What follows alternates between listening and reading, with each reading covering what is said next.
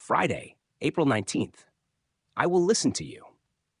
Jeremiah 29, verse 12.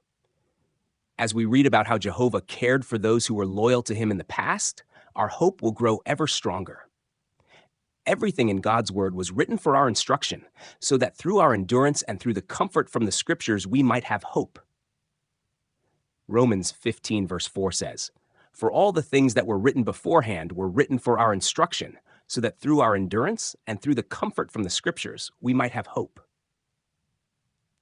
Meditate on how Jehovah has kept his promises. Consider what God did for Abraham and Sarah. They reached the age when they could not have children, yet God promised them that they would have a child.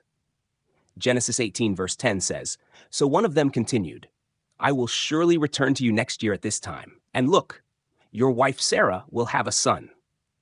Now Sarah was listening at the tent entrance, which was behind the man." How did Abraham react? The Bible says, he had faith that he would become the father of many nations.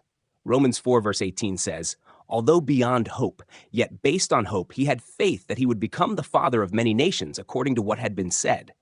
So your offspring will be." Even though from a human perspective the situation appeared hopeless, Abraham was confident that Jehovah would fulfill his promise. That faithful man was not disappointed. Romans 4, verse 19 to 21 says, "And although he did not grow weak in faith, he considered his own body, now as good as dead, since he was about 100 years old, as well as the deadness of the womb of Sarah. But because of the promise of God, he did not waver in a lack of faith, but he became powerful by his faith, giving God glory, and being fully convinced that what he had promised he was also able to do." Such accounts teach us that we can always rely on Jehovah to fulfill his promises.